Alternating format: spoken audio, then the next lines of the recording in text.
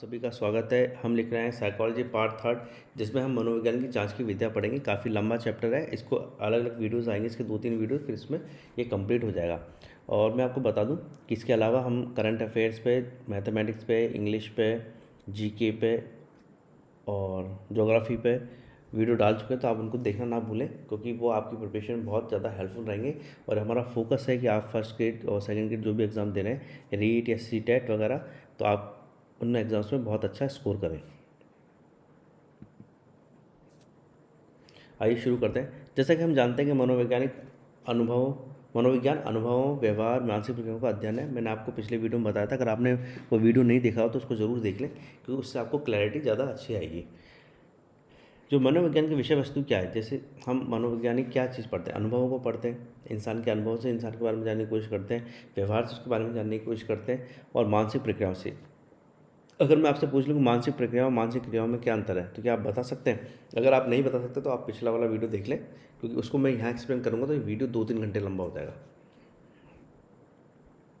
तो ये सब चीज़ें मनोविज्ञान अनुभव, व्यवहार, मानसिक प्रक्रियाओं का अध्ययन है। अब मनोवैज्ञानिक जांच के लक्ष्य क्या हैं? जैसा कि हमें पता है कि मनोविज्ञान जो है वो इस वक्त एक साइंटिफिक सब्जेक्ट है, उसको साइंटिफिक सब्जेक्ट माना जाता है, साइंस का ही हिस्सा माना जाता है। पहले 1879 से पहले, यानी 1889 से पहले, जब विलियम वुड ने लेबोरेटरी स्टैब्लिश करी थी, आपको ये बताना है कहाँ स्टैब्लिश करी थी, तो उस लेबोरेटरी स्टैब्लिश होने से पहले जो ये साइकोलॉजी था, ये एक कला वर्ग का विषय था, फिलॉसफी का हिस्सा था। लेकिन उस लेबोरेटरी के बाद और उसके बाद होने वाले डेवलपमेंट्स में इसको एक साइंटिफिक सब्जेक्ट माना गया, क्योंकि विज्ञान जो है वो हमेशा कॉज इफेक्ट यानी कारण, किसी भी व्यवहार या किसी भी सिचुएशन के कारणों का पता करता है और उससे उस फिनोमेना को चेंज करने की कोशिश भी कर सकता है। तो मनोविज्ञान में एक ऐसी चीज़ है कि हम व्यवहार को समझते हैं, उसके कारणों को पता करते हैं कि किन कारणों से व्यवहार उत्पन्न हो रहा है, और उसको कारणों को कंट्रोल करके व्यवहार को बदलाव भी या व्यवहार में बदलाव भी लाया जा सकता है। जो अब नॉर्मल साइकोलॉजी है या नॉर्मल साइकोलॉजी में भी अगर हम देखें, जैसे अध्ययन, स्टडी वगैरह, इन चीज़ों में बच्चों को पढ़ाई पे फोकस, इन चीज़ों को मनोवैज्ञानिक जो तरीके हैं उनको इस्तेमाल करके बढ़ाया जा सकता है। जैसे अगर आपका स्टडी करने का मन नहीं करता या कम स्टडी करने का मन करता है, तो आप जैसे कमरे में अच्छी से लाइट लगाएं, थोड़ा सा कमरे में खुशबू रखें, जैसे अगरबत्ती वगैरह जला लें, तो खुशबू से क्या होगा, आपका मन उस कमरे में रहेगा, आपका बाहर जाने की इच्छा कम होगी। इस तरीके की कई चीज़ें आप इस्तेमाल कर सकते हैं। और तीसरा तो है ही कि अगर आपने एक बार प्रण कर लिया कि सुबह 5 बजे उठ कर पढ़ना है, और अगर आप पढ़ने लग गए, तो फिर आपका एग्ज़ाम पास हो ही जाएगा। 6-7 महीने बाद या 2 महीने में बाद जो भी एग्ज़ाम होता है वो पास हो जाता है। अगर आप पहली बार पढ़ रहे हैं तो आपको 4 से 5 महीने लग सकते हैं, और आपने थोड़ी पढ़ाई कर रखी है तो आप 2 महीने में कोई भी एग्ज़ाम क्लियर कर सकते हैं, कोई बड़ी चीज़ नहीं है। तो मनोवैज्ञानिक जांच के लक्ष्य होते हैं वर्णन, किसी भी बिहेवियर को डिस्क्राइब करना। इसमें बेसिकली जो first grade, second grade, REET, CTET वगैरह की तैयारी करें, उसमें आप बस ये पढ़ लीजिए कि description, prediction, explanation, control, application, ये इंपॉर्टेंट होते हैं। ये पूछा जाता है एग्जाम्स में, कई बार पूछा भी गया है। तो ये टारगेट सिंपल पूछ लेंगे कि मनोवैज्ञानिक जांच का लक्ष्य क्या है, आपको ये बताना है। अब इसको थोड़ा सा हम एक्सप्लेन कर देते हैं, ताकि अगर इसके इन डेप्थ कोई क्वेश्चन आ जाए, जो अंडरस्टैंडिंग बेस्ड क्वेश्चन भी आज पूछे जा रहे हैं, तो वो आप आसानी से कर सकें। डिस्क्रिप्शन में सिंपल डिस्क्रिप्शन होता है, वर्णन होता है व्यवहार का, जैसे लोग अध्ययन करते हैं, कितनी देर अध्ययन करते हैं, क्यों अध्ययन नहीं करते, तो इस तरीके से वो उस व्यवहार को डिस्क्राइब किया जाता है पूरी तरीके से। पढ़ते हैं किस तरीके से, स्कूल में पढ़ाई, घर में पढ़ाई। अगर आप मान लीजिए किसी बच्चे के अध्ययन का व्यवहार कर रहे हैं, तो वो कहाँ कहाँ पढ़ता है, कैसे कैसे पढ़ता है, कितने बजे उठता है, कितने बजे सोता है, कितनी देर कौन सा सब्जेक्ट पढ़ता है, तो इस चीज़ को आप पढ़ेंगे तो ये सब डिस्क्रिप्शन का हिस्सा है। देन प्रेडिक्शन, उसके आधार पर फिर प्रेडिक्शन की जा सकती है। अब आपने मान लीजिए 20 से 25 बच्चों का अध्ययन कर लिया कि कौन किस तरीके से पढ़ रहा है, कौन नहीं पढ़ रहा, आप उसके आधार पर एक प्रेडिक्शन कर सकते हैं या पूर्व कथन कर सकते हैं कि कौन से बच्चा स्कूल में ज़्यादा अच्छी परफॉर्म करेगा, कौन सा बच्चा स्कूल में कम अच्छा परफॉर्म करेगा, और उसके कारणों को आप स्पष्ट तौर पे लिख भी सकते हैं। अब इसमें क्या होता है, क्योंकि साइकोलॉजी में यानी मनोविज्ञान में इंसान इन्वॉल्व होते हैं और कई सारे और फैक्टर भी होते हैं, तो आप में एरर रेट हो सकती है 5 से 10%। यानी आप हो सकता है 20 बच्चों के बारे में जो पूर्व कथन करें, उसमें से 16-17 का तो बिल्कुल सही रिजल्ट है, 4 का नहीं निकले, और उसके कई और कारण होते हैं, क्योंकि जहाँ भी इंसान इन्वॉल्व है वहाँ पर इरेशनलिटी आ सकती है, वहाँ पर कई और फैक्टर भी हो सकते हैं जो कि उसकी परफॉर्मेंस को इम्पैक्ट करते हैं। जैसे इंटरनल फैक्टर हो सकता है कि एग्ज़ाम वाले दिन वो कोई बीमार हो गया हो। एक्सटर्नल फैक्टर हो सकता है कि कोई दुर्घटना घट गई हो, परिवार में किसी से दुर्घटना घट गई हो, जिससे वो परफॉर्म ना कर पाओ, तो उसको बोलते हैं व्यवहार परक व्याख्या। क्या उसको पढ़ेंगे आगे। तो ये चीज़ें तो पहला है डिस्क्रिप्शन, दूसरा है प्रेडिक्शन, तीसरा है एक्सप्लेनेशन व्याख्या। इस जब हम व्याख्या करते हैं किसी भी व्यवहार की, तो हम उसके कारणों को इंडिकेट करते हैं। व्याख्या में ये पता जाता है कि जैसे मान लीजिए कि कोई बच्चा बिल्कुल डिसिप्लिन से पढ़ाई कर रहा है, सुबह 5 बजे या 6 बजे जो भी है वो उठता है, और अपने जो नित्य क्रिया करने के बाद वो पढ़ाई पे ध्यान देता है, 4-5 घंटे पढ़ता है, फिर आधा पौन घंटे का रेस्ट लेता है, फिर 5-6 घंटे पढ़ता है, फिर आधा पौन घंटे का रेस्ट लेता है। इस तरीके से वो दिन में 10 से 12 या 13 घंटे तक पढ़ाई कर लेता है।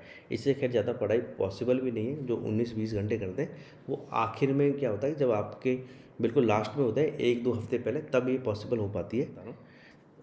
तो इस चीज़ की व्याख्या कर लेते हैं कि जब भाई 15-16 घंटे पढ़ रहा है या 10-12 घंटे पढ़ रहा है, तो उसकी अच्छी परफॉर्मेंस रहेगी। हाँ, मैं आपको ये बता दूं कि जैसे बहुत से बोलते हैं ना 18-19 घंटे 20 घंटे पढ़ाई करते हैं। देखिए डेली बेसिस पे ये लगातार 1 साल तक पॉसिबल नहीं है। हाँ, 18-19 घंटे पढ़ाई हो जाती है अगर आखिरी हफ्ता चल रहा हो या आखिरी 15 दिन चल रहा हो, तब इतनी ज़्यादा पढ़ाई की जा सकती है। बाकी पूरे साल पॉसिबल नहीं होती। 10 से 12 घंटे अगर कोई पढ़ता है तो that is more than sufficient, बस जब तक वो पढ़ रहा हो, वीडियो गेम्स ना खेल रहा हो। फिर है व्यवहार का नियंत्रण, कंट्रोल। अब आपको पता है कि कोई बहुत ज़्यादा देर पढ़ता है तो सक्सेसफुल हो सकता है, तो आप उससे अकॉर्डिंग व्यवहार को कंट्रोल करते हैं। हो सकता है आपका शुरुआत में मन ना कर रहा हो।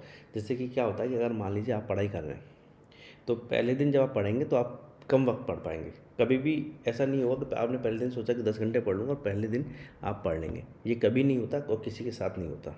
आप जब 2-4-5 दिन पढ़ेंगे तो उसके बाद आपकी बॉडी को उसकी आदत पड़ जाएगी, वो ऑटोमेटिकली आप पढ़ाई करने लगेंगे। लेकिन इसके लिए इम्पोर्टेंट ये है कि आप कुछ थोड़े से ठोस जो डिसीजन लें। जैसे कि आप ज़्यादा घूमने नहीं जाएंगे, टीवी नहीं देखेंगे, आप अपने टेबल पर बैठे रहेंगे। अगर आपका पढ़ने का मन नहीं है तो भी आप टेबल पर बैठे रहेंगे, मोबाइल नहीं देखेंगे, तो आप फिर आपकी बॉडी उसको आदत को पकड़ लेगी और 10-15 दिन में वो आदत पड़ जाती है। अगर आप पहली बार पढ़ रहे हैं, और अगर आप पहले पढ़ चुके हैं और दोबारा पढ़ रहे हैं तो 2-4 दिन में आदत आ जाती है। इसके लिए आप कोई और तरीके भी इस्तेमाल कर सकते हैं, जैसे प्रॉपर लाइटिंग हो रूम में। आप क्या कर सकते हैं, अगरबत्ती वगैरह जला सकते हैं, इससे रूम में खुशबू रहती है तो आपका उस रूम में मन लगा रहता है। क्या होता है कि जब हम पढ़ाई कर रहे होते हैं तो इरिटेशन होता है हमें। कोई भी नई चीज़ याद करना, हमेशा याद रखिएगा, अगर आप कभी भी कोई भी नई चीज़ याद कर रहे हैं तो आपको थोड़ा सा इरिटेशन होगा। आपका दिमाग उसके लिए मना करेगा, क्योंकि कभी भी दिमाग जो होता है हमेशा अपनी एनर्जी को बचाए रखना चाहता है। तो वो उसको ऐसा लगता है कि कोई नई चीज़ पढ़ने से उसकी एनर्जी वेस्ट हो रही है, तो हमेशा इरिटेट करेगा। तो इसलिए अगर आपके रूम में थोड़ी सी खुशबू वगैरह रहती है तो आपका पढ़ाई पे ज़्यादा मन लगेगा। खुशबू रहेगी तो आप थोड़ा इरिटेट कम होंगे, आपका थोड़ा सा अच्छा मन करेगा। इसलिए आप इस तरीके से जो अपना व्यवहार होता है उसको कंट्रोल कर सकते हैं पढ़ाई के। फिर है अनुप्रयुक्त एप्लीकेशन। अब आपको पता चल गया कि सक्सेसफुल होने के लिए पढ़ना ज़रूरी है, तो उसके लिए जो मेथड आप इस्तेमाल कर सकते हैं वो आप करिए, दैट इज़ द एप्लीकेशन। या मान लीजिए साइकोलॉजी में क्या होता है, किसी अबनॉर्मल बिहेवियर होता है, जैसे बच्चों को attention deficit hyper active disorder होता है, यानी वो फोकस नहीं कर पाते, तो उसके लिए उनको योग सिखाया जाता है। अगर जैसे मान लीजिए ये पता चला ओवर ए पीरियड रिसर्च करने से कि योग करने से, ध्यान करने से आपका जो फोकस है वो बढ़ता है, तो इसके थ्रू क्या होता है, आपका स्ट्रेस भी कम होता है और आपकी परफॉर्मेंस इंप्रूव होती है। तो इस जो नॉलेज होता है इसको अप्लाई करते हैं तो इसको बोलते हैं एप्लीकेशन। तो मेरे हिसाब से अब आपको ये पाँचों लक्ष्य अच्छे से समझ आ गए हो। अगर नहीं समझ में आए तो आप फिर कमेंट सेक्शन में पूछ सकते हैं, मैं आपको इसको और अच्छे से एक्सप्लेन कर दूंगा। वर्णन में शोधकर्ता विद्यार्थियों के अध्ययन की आदतों का परीक्षण करना चाहता है। जैसे मान लीजिए वर्णन, जैसे मैंने आपको बताया कि वो उसकी आदतों का अध्ययन करना चाहता है कि किस वक्त उठता है, कैसे उठता है और कितनी देर पढ़ता है, ये सब चीज़ें। फिर पूर्व कथन में वैज्ञानिक मनोवैज्ञानिक इस बात की भविष्यवाणी कर सकते हैं कि कतिपय दशाओं में कुछ त्रुटियों के साथ वह व्यवहार विशेष घटित हो सकता है। जैसे कि मैंने आपको बताया प्रेडिक्शन, यानी पूर्व कथन क्या है कि अगर आपने ये पता कर लिया कि 10 घंटे कोई पढ़ रहा है और 2-3 महीने तक 10-12 घंटे पढ़ रहा है तो उसका एग्ज़ाम 100% पास हो ही जाएगा, तो आप ये भविष्यवाणी कर सकते हैं। अब इसमें जो है कतिपय कुछ त्रुटियाँ आ सकती हैं, जैसे मान लीजिए बेचारा एग्ज़ाम देने गया, उस दिन उसकी तबीयत खराब हो गई, कोई एक्सीडेंट हो गया, कुछ बात हो गई, परिवार में कोई घटना हो गई, तो हो सकता है उसकी परफॉर्मेंस थोड़ी सी ऊपर नीचे हो जाए। हो सकता है कि 90% की जगह 80% स्कोर कर जाए। हो सकता था कि वो फर्स्ट आता, लेकिन घटना घटने के कारण क्या हुआ कि वो फर्स्ट नहीं आ पाएगा, अब वो उसकी रैंक थोड़ी सी कम आ जाएगी, हो सकता है 100वीं रैंक आए। लेकिन मैं आपको एक चीज़ और बता दूं, अगर आप पढ़ाई ढंग से करके गए हो तो भले ही कुछ भी हो जाए, आपके साथ कैसी भी घटना घट जाए, आपकी परफॉर्मेंस थोड़ा ऊपर नीचे हो सकती है, लेकिन आप फेल नहीं होंगे कभी। लेकिन आपने ढंग से पढ़ाई करी हो। अगर बिल्कुल पढ़ाई नहीं करके, तभी ऐसा होता है कि इंसान फेल होता है। व्याख्या के जरिए यानी एक्सप्लेनेशन के जरिए मनोवैज्ञानिक व्यवहार के कारण अथवा उसके निर्धारकों की जानकारी प्राप्त करना चाहते हैं। जैसे मैंने आपको बताया, कारण और उसके निर्धारक कि किस तरीके से उस व्यवहार को मतलब कॉज इफेक्ट क्या है, यानी ये व्यवहार क्यों आया। मनोवैज्ञानिक मूलतः ये जानना चाहते हैं कि व्यवहार किन कारणों से गठित होता है, वह कौन सी दशाएं जिनमें व्यवहार विशेष घटित नहीं होता। जैसे कि क्यों कुछ बच्चे अध्ययन हेतु अधिक समय देते हैं और दूसरे नहीं देते। जैसे एक शोध में ये भी देखा गया है कि जो बच्चे छोटे कमरों में रहते हैं वो पढ़ाई पर उतना ज़्यादा ध्यान नहीं देते जितना जो बच्चे बड़े कमरों में रहते हैं। ये अब आप इसको हाइपोथेटिक एक्सप्लेनेशन भी कह सकते हैं, लेकिन ये देखने में आया है। क्योंकि क्या होता है, जब छोटा कमरा होता है तो उसमें जो बच्चा है वो बहुत ज़्यादा कंस्टेंट फील करता है, बड़े कमरे में वो उतना कंस्टेंट फील नहीं करता। चीज़ें ज़्यादा व्यवस्थित रखी जा सकती है, तो आपको कमरा अच्छा लगेगा। मनोवैज्ञानिक व्यवहार विशेष की घटित होने की व्याख्या करके उस व्यवहार की पूर्व की दिशा में परिवर्तन करके उसको नियंत्रित कर सकते हैं। जो व्याख्या में मैंने आपको बताया कॉज इफेक्ट रिलेशनशिप होती है। तो अगर आपको कॉज पता चल गया कि क्या कारण से क्या क्या बिहेवियर व्यवहार उत्पन्न हो रहा है, तो आप उस कारण को बदल के व्यवहार को जो आप चाहते हैं वैसा उत्पन्न कर सकते हैं। जैसे एग्ज़ाम के आसपास ज़्यादा अच्छा बच्चा पढ़ाई करता है, अगर आप बच्चे को शाबाशी दें, जैसे इंटरनल मोटिवेशन और एक्सटर्नल मोटिवेशन में एक कंसेप्ट है कि ज़्यादातर पेरेंट्स क्या करते हैं, हमेशा एक्सटर्नली रिवार्ड करते हैं। वो क्या करते हैं बच्चे, या आप खुद भी क्या करते हैं, एक्सटर्नली रिवॉर्ड करते हो अपने आप को। आप पढ़ाई इसलिए नहीं करते कि आप पढ़ना चाहते हो, बल्कि आप इसलिए करते हो कि आपकी नौकरी लग जाए, और आप सोचते हो कि बस मेरी नौकरी लग जाए और उसके बाद तो मैं बिल्कुल नहीं पढ़ूंगा। ये जो चीज़ होती है आपकी परफॉर्मेंस को डिक्रीज़ करती है। अगर आप ये पढ़ाई इसलिए करें कि बोले ठीक है मेरी नौकरी लग जाएगी, पढ़ेंगे तो आप वैसे भी नौकरी लग जाएगी, लेकिन आप इस सब्जेक्ट की नॉलेज को गेन कर लेंगे तो आप इससे दूसरों का भला कर सकेंगे, सोसाइटी का भला कर सकेंगे, अपनी नॉलेज को बढ़ा सकेंगे। अगर आप यही सोच के पढ़ाई करेंगे तो आप ज़्यादा अच्छा पढ़ सकते हैं, क्योंकि आपका इंटरनल मोटिवेशन, आंतरिक अभिप्रेरणा ज़्यादा होगी। अनुप्रयोग अनुप्रयोग से मनोवैज्ञानिक लोगों के जीवन में सकारात्मक परिवर्तन लाने की कोशिश करते हैं। जैसे योग एवं ध्यान के अनुप्रयोग से चिंता या स्ट्रेस की मात्रा कम करके दक्षता बढ़ाई जा सकती है। जैसे एप्लीकेशन मनोविज्ञान में देखा गया कि जब अगर आप जैसे मैंने आपको पहले ही बताया था कि अगर आप योगा करते हैं, ध्यान करते हैं, तो आपके एक तो फोकस बढ़ता है और दूसरा आपकी जो टेंशन है वो घटती है। ये देखा गया, तो आप इसको अप्लाई कर सकते हैं कि रोज़ 10 से 15 मिनट आप योग करें या ध्यान करें, तो इससे आपकी परफॉर्मेंस इंप्रूव हो जाएगी और टेंशन कम हो जाएगी। मनोवैज्ञानिक अनुसंधान के चरण, अब इसके चरण क्या क्या होते हैं वो देख लेते हैं। वैज्ञानिक विधि में किसी घटना विशेष अथवा गोचर का वस्तुनिष्ठ व्यवस्थित एवं परीक्षणीय तरीके से अध्ययन करने का प्रयास किया जाता है। देखिए क्या होता है कि अब चूंकि मनोवैज्ञानिक विज्ञान है, तो विज्ञान में क्या होता है, इंपॉर्टेंट ये नहीं कि वो क्या पढ़ रहा है। जैसे विज्ञान ये नहीं है कि आप व्यवहार पढ़ रहे हैं, कि आप तारों के बारे में पढ़ रहे हैं या मैथमेटिक्स के बारे में अध्ययन कर रहे हैं, बल्कि वैज्ञानिक विधि वो होती है जिसमें आप कभी भी किसी फिनोमेना को पढ़ते हैं तो उसको एक तो सिस्टमेटिक तरीके से आप उसका अध्ययन करें या उस पर रिसर्च करें। दूसरा, जो आपने कहा है करा है उसका परीक्षण किया जा सके। अगर उसका परीक्षण नहीं किया जा सकता तो फिर वो वैज्ञानिक नहीं है। जो जॉन वॉटसन ने जब बिहेवियरिज्म दिया था और उसने बिल्कुल स्ट्रक्चरल वगैरह को बिल्कुल पूरी तरीके से नकार दिया था, तो उसका कारण यही था कि जो स्ट्रक्चर था वो मन पे फोकस था और मन को वेरीफाई नहीं किया जा सकता था, यानी परीक्षण नहीं किया जाता।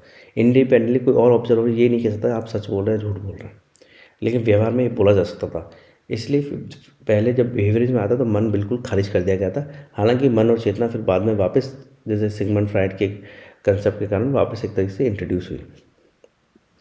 वस्तुनिष्ठता से अभिप्राय है कि यदि दो या दो से अधिक व्यक्ति स्वतंत्र रूप से किसी घटना विशेष का अध्ययन करें तो दोनों को लगभग एक ही निष्कर्ष पर पहुंचना चाहिए। ऑब्जेक्टिविटी किसी भी, ये वस्तुनिष्ठता कई बार पूछा जाता है कि क्या है और किस कारण से, इसको बहुत अच्छे से वस्तुनिष्ठता कई बार पूछी जाती है तो क्या है, इसको इसकी डेफिनेशन आप बहुत अच्छे से पूछ लें। ये बहुत एग्जाम्स में पूछ जाती है और लोग थोड़ा सा कन्फ्यूजन में रहते हैं। तो वस्तुनिष्ठता से अभिप्राय कि यदि दो या दो से अधिक व्यक्ति स्वतंत्र रूप से किसी घटना विशेष का अध्ययन करें तो दोनों लगभग एक ही निष्कर्ष पर पहुंचे। यानी मैं मान लीजिए आपके किसी दोस्त का व्यवहार का अध्ययन करता हूँ, मैं बोल रहा हूँ कि भाई वो 5-6 घंटे पढ़ रहा है, बहुत अच्छा उसकी परफॉर्मेंस आनी चाहिए और आती भी है। आप भी यही पढ़ते हैं कि वो 5-6 घंटे पढ़ाई कर रहा है, उसको बहुत अच्छी परफॉर्मेंस आ रही है। अगर हम दोनों का रिजल्ट सेम है तो इसका मतलब हमारी जो स्टडी थी वो ऑब्जेक्टिव थी। लेकिन हम दोनों ने स्टडी करी और हम दोनों ने निकाला 5-6 घंटे पढ़ता है, लेकिन ये ध्यान नहीं दिया वो क्या पढ़ता है। एक बच्चा मान लीजिए कि 5-6 घंटे किताब पढ़ता है, दूसरा 5-6 घंटे पढ़ता तो लेकिन कॉमिक्स पढ़ता रहता है, तो कॉमिक्स वाले की परफॉर्मेंस कभी अच्छी नहीं आएगी। तो यहाँ पर जो हमारा जो स्टडी होगी वो ऑब्जेक्टिव नहीं होगी कि 5-6 घंटे पढ़ने से ऐसा नहीं है कि आपकी परफॉर्मेंस इंप्रूव जाती है, आप क्या पढ़ते हैं ये ज़्यादा इंपॉर्टेंट है। तो वस्तुनिष्ठता ये है कि जब भी दो आदमी या दो से अधिक आदमी एक ही चीज़ को स्वतंत्र रूप से किसी घटना विशेष का अध्ययन करें तो दोनों लगभग एक ही निष्कर्ष पर पहुंचना चाहिए। वैज्ञानिक विधि की दूसरी विशेषता यह है कि इसमें खोज की व्यवस्थित प्रक्रिया और चरण का अनुपालन होता है। समस्या का संप्रत्यन यानी समस्या को ढूंढना, अध्ययन के लिए विषय का चयन, जैसे आप अध्ययन करना चाहें, मान लीजिए किसी भी चीज़ का अध्ययन करना चाहें, जैसे इसे स्टडी से रिलेटेड अध्ययन करना चाहें, आप जैसे ग्रुप्स का अध्ययन करना चाहें कि लोग व्यवहार जो संगठन में होते हैं तो किस तरीके से व्यवहार करते हैं, आप अध्ययन करना चाहें कि लोग सिगरेट क्यों पीते हैं, तो इस तरीके से संप्रत्यय तो समस्या जो भी है उस वक्त जो भी आप स्टडी मटेरियल है या स्टडी सब्जेक्ट है उसका अध्ययन करना चाहें तो उसके बारे में विषय का चयन करते हैं, उसके थीम से उसको ढूंढते हैं। फिर प्रदत्त संग्रह मतलब डेटा कैसे उस सब्जेक्ट से रिलेटेड डाटा कैसे कलेक्ट करेंगे आप। देखिए, एक तो जो प्रतिभागी हैं उसके उन्हीं से इन्फॉर्मेशन लेंगे। मान लीजिए कोई सिगरेट बहुत पीता है तो उसके कारण पूछेंगे कि सिगरेट क्यों पीता है, तो जैसे वो बताएगा कि जब मैं स्ट्रेस या टेंशन में होता हूँ तो इस कारण से सिगरेट ज़्यादा पीते हैं। हालांकि ये एक तरह का आप कह सकते हैं एक्सक्यूज़ है, जनरली ये कारण नहीं होता, लोगों की क्या है आदत पड़ जाती है, तो उस आदत को जस्टिफाई करने के लिए लोग इस तरीके के व्यवहार बनाते हैं कि भाई मैं स्ट्रेस में होता हूँ तब सिगरेट ज़्यादा पीता हूँ, ताकि अपने व्यवहार को जस्टिफाई किया जा सके। फिर विधियाँ, अब आप क्या करेंगे कि जैसे प्रतिभागी ने तो बता दिया कि जब वो स्ट्रेस या टेंशन में होता है तब वो सिगरेट ज़्यादा पीता है, तो आप एक तरीके से प्रतिभागी ने अपने व्यवहार को जो है उसका एक्सक्यूज़ दे दिया। लेकिन अब आप करेंगे कि विधि का प्रयोग करेंगे, आप क्या करेंगे उस पर नज़र रखेंगे, इसको बोलते हैं ऑब्जर्वेशन। आप ध्यान देंगे कि भाई वो जब पार्टी में दोस्तों से हंस रहा खेल रहा होता है तब भी सिगरेट पी रहा होता है, ऑफिस में बैठा होता है गाने सुन रहा होता है तब भी सिगरेट पी रहा होता है। तो ये ज़रूरी नहीं कि वो स्ट्रेस में ही पी रहा है, बल्कि आपने ऑब्जर्वेशन में देखा कि वो तो इन जनरल भी पीता रहता है। तो इससे आपको पता चलेगी कि उसको इसकी आदत पड़ गई है, लत पड़ गई है, एडिक्शन है उसको। तो इसमें विधिया है। फिर इसमें आप कंट्रोल एक्सपेरिमेंट इस्तेमाल कर सकते हैं, जिसमें क्या होता है कि आपने ये देखा कि कौन सिगरेट पीता कौन सिगरेट नहीं पीता। आपने देखा कि दूसरे लोग जब स्ट्रेस में तो वो नहीं पीते सिगरेट, जो नहीं पी जिनको लत नहीं है, लेकिन जिनको लत है भले ही वो स्ट्रेस में हो चाहे ना हो वो सिगरेट पीते हैं। तो इस तरह से आपने कंट्रोल एक्सपेरिमेंट का इस्तेमाल किया। फिर उपकरण आप क्या इस्तेमाल करेंगे, प्रक्रिया क्या इस्तेमाल करेंगे, तो ये सब चीज़ें हैं। उपकरण में आप मान लीजिए लाई डिटेक्टर टेस्ट का इस्तेमाल कर लेते हैं, या आप उपकरण में स्मोक जो डिटेक्टर्स है उनका इस्तेमाल करते हैं। तो इस तरीके से प्रक्रियाएं क्या इस्तेमाल करेंगे, तो प्रक्रिया यही है कि आप किस तरीके से उस एक्सपेरिमेंट को इम्प्लीमेंट करते हैं, ये देखने वाली बात रहेगी। फिर निष्कर्ष निकालना, जब सारा एक्सपेरिमेंट हो जाएगा और उसका निष्कर्ष निकाला जाएगा तो आप उसका डाटा जो है वो कलेक्ट करेंगे और उसको एक स्टैटिस्टिकल मेथड से, जो कि इसमें इस्तेमाल होता है साइकोलॉजी में। आप में से बहुत से साइकोलॉजी के विद्यार्थी नहीं होंगे, सब साइकोलॉजी एग्जाम के लिए पढ़ रहे हो, तो मैं आपको बता दूँ इसमें स्टैटिस्टिकल मेथड सांख्यिक विधियों का इस्तेमाल होता है, जिसमें कई सारी चीज़ें मोड, मीडियन वगैरह, स्टैंडर्ड डेविएशन वगैरह, 2 फैक्टर्स और कई तरह की सांख्यिक विधियों का इसमें इस्तेमाल होता है, जिससे एक निष्कर्ष पर निकला जाता है। शोध निष्कर्ष का पुनरीक्षण, इसमें परिकल्पनाएं बनती हैं कि आपने ये देखा कि जिसको लत लग जाती है भाई वो सिगरेट पीता है, तो आपने एक हाइपोथेसिस बना ली, तो इसको बोलते हैं परिकल्पना। हाइपोथेसिस क्या है, परिकल्पना है, इसमें एक कथन आप देते हैं जो कि आप जिस भी सब्जेक्ट को स्टडी कर रहे हैं उसका एक तरीके से सॉल्यूशन होता है वो हाइपोथेटिक सॉल्यूशन। परिकल्पनात्मक एक जो कह सकते हैं जवाब होता है या उदाहरण होता है।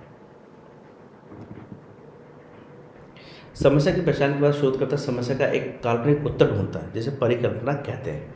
तो काल्पनिक उत्तर आपने दे दिया कि इसके जो सॉल्यूशन ये है कि इंसान पर थोड़ा सा कंट्रोल रखा जाए, वो सिगरेट जब उसको टेंशन हो जब खुशी हो वो अपने सिगरेट की आदत को बार बार ना कहें, क्योंकि आप किसी को ना करते रहेंगे तो 2-4 महीने बाद फिर आप उसको करना ही बंद कर देंगे। जैसे मैं आपको बताता हूँ, अगर आपको मान लीजिए कुछ भी खाने पीने की इच्छा करती है बाहर का खाना, लेकिन आप हमेशा उसको देखकर जो दुकान है जो बाहर का खाना खिलाते हैं या ये सिगरेट वगैरह है, बीड़ी वगैरह है, आप इसको हर बार ना कर देंगे कि नहीं आज नहीं यार, आज नहीं। बस आप ये कह दीजिए कि आज नहीं, कल देखेंगे, और कल भी आप कह दीजिए आज नहीं, तो 1-2 महीने बाद फिर आप जब भी उसको सिगरेट को देखें तो आप कहेंगे आज नहीं, रहने दीजिए। तो आपका मन और आपका दिमाग इस चीज़ को आपके लिए आपको तैयार कर लेगा। इस तरह से आप उस लत को छोड़ सकते हैं। पढ़ाई के लिए भी ठीक ऐसा ही है कि अगर आप पढ़ाई करना चाहते हैं तो आप बस ये कहिए अभी मैं थोड़ा पढ़ लेता हूँ, 2 मिनट पढ़ लेता हूँ, फिर मैं चाहे उठ जाऊँगा। और जब भी आप उठ के जाए बोले मैं एक बार जब भी कमरे में आऊँगा तो 2 मिनट के लिए पढ़ाई ज़रूर करूँगा, चाहे कुछ भी हो जाए।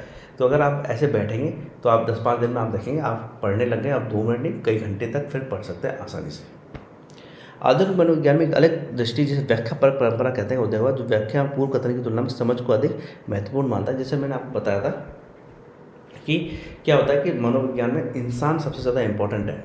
इंसान के साथ कई ऐसी घटनाएं हो सकती हैं जिससे कि आप जो कारण कह रहे हैं कि व्यवहार के इस तरह के व्यवहार जो है उससे ये रिजल्ट आना चाहिए, लेकिन वैसा रिजल्ट नहीं आता। तो उसके कई सारे कारण हो सकते हैं। जैसे मैंने आपको बताया कि 10 घंटे पढ़ाई करने से इंसान का रिजल्ट बहुत अच्छा आएगा, नो डाउट। अगर वो डेली 10 घंटे कोई इंसान पढ़ाई करता है तो वो पास हो जाएगा, और लगभग सब इतना ही करते हैं, इससे ज़्यादा कोई करता नहीं है। सिर्फ एग्ज़ाम की जब नज़दीक आ जाते हैं 10-15 दिन पहले या हफ्ते भर पहले ही 17-18 घंटे तक पढ़ाई जाती है। बाकी नॉर्मल टाइम में 10 से 12 घंटे ही इंसान पढ़ पाता है, क्योंकि और भी कई चीज़ें होती हैं और डेली बेसिस पे नहीं पढ़ पाता, या आप समझें डेली बेसिस पे ऊपर नीचे थोड़ा टाइम होता रहता है, कई काम होते हैं। लेकिन इतना पढ़ने के बावजूद भी हो सकता है कि इंसान के साथ एग्ज़ाम के दिन कोई घटना हो जाए, कोई दुर्घटना हो जाए। मान लीजिए उस दिन बहुत ज़्यादा बारिश आ गई, बाढ़ आ गई या कुछ बात हो गई, तो उसके कारण से क्या आपका एग्ज़ाम अच्छा नहीं हो पाया, आपकी फैमिली के साथ कुछ हो गया, आपका एग्ज़ाम अच्छा नहीं हो पाया। तो ये इसको कहते हैं व्याख्यापरक परंपरा, जो एक तरीके से समझ पे तक महत्वपूर्ण देती है कि ये कोई ज़रूरी नहीं कि अगर आपने एक काम करा है तो दूसरा रिजल्ट आएगा ही आएगा। कभी कभी उसमें एक मीडियम जो होते हैं, मीडियम फैक्टर्स भी होते हैं, या एक तरह से बीच के फैक्टर्स भी काम कर सकते हैं जो आपके रिजल्ट को वैसा आने से रोक सकते हैं। जैसे एक और मैं आपको एग्जांपल दूँ, जैसे टीचर ये पढ़ाई करता है कि या ये अध्ययन करता है कि जो बच्चे हिंसक यानी वॉलेंट प्रोग्राम ज़्यादा देखते हैं, चाहे टीवी सीरीज़ हो, चाहे ड्रामा हो, कुछ भी हो, वॉलेंस ज़्यादा करते हैं, वो क्लास में कम डिसिप्लिन रहते हैं। ये बात बिल्कुल ठीक है। लेकिन ऐसा भी हो सकता है कि जो वॉलेंस ज़्यादा हो वो पिताजी से बहुत डरता है, और पिताजी अगर खड़े हैं तो वो क्लास में बिल्कुल डिसिप्लिन रहेगा। उसको मम्मी पापा बाहर खड़े हैं तो वो बिल्कुल भी शोर नहीं करेगा, बात ही नहीं करेगा, अपने पढ़ाई पे ध्यान देगा। अब उसका व्यवहार बदल गया, क्योंकि टीचर का मानना था कि जो वॉलेंट टीवी देखता है वो हमेशा, यानी वॉलेंट प्रोग्राम देखता है वो हमेशा इनडिसिप्लिन रहेगा, लेकिन यहाँ पर हमेशा नहीं रहा। तो ऐसा भी होता है कि कुछ सिचुएशन ऐसी होती है जिसमें आपके कॉज इफेक्ट रिलेशनशिप होती है, जो कारण होते हैं, कारण के होते हुए भी आपको वो व्यवहार नहीं आता जो उस कारण से आना चाहिए था। And thank you. आज के लिए इतना ही बहुत है। अगले वीडियो में हम इसके बारे में आगे चर्चा करेंगे। अगर आपको अच्छा लगे तो लाइक शेयर सब्सक्राइब करना ना भूलें। Thank you.